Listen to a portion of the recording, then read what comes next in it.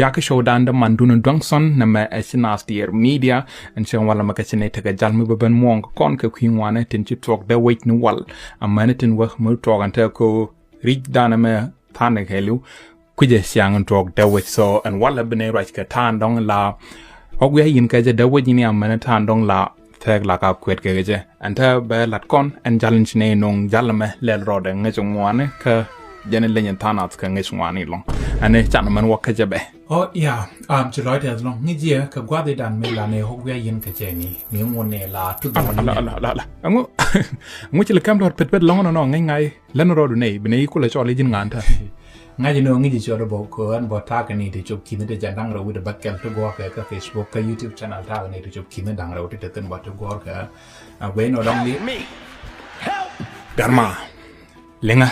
win mona me tie ka nei te bel billion patek ji billion dang badak billion kel ke nut e Afrika ke nei te ka Afrika ji Afrika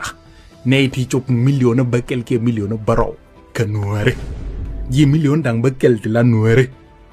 million dang dok donc ji kany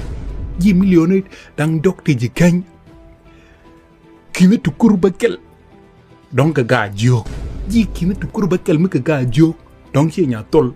donc kineti jan bakel ji kineti jan bakel ji ci nya tol teg tok duy lo ke kine ande ko lo nganji jin nga ji dien kan ji ni niti kineti jan bakel wele jin ti yen ke kineti jan dang ra wude bakel whatever na ma chelet kene bel la ro nda ma ka ma che lo la de beje no ma cho la ba bo dam wa de mar wan go kin che mare ka chinas dear media an kwa ne palaga e fuso do me wala che je ka ku teine jan chana garni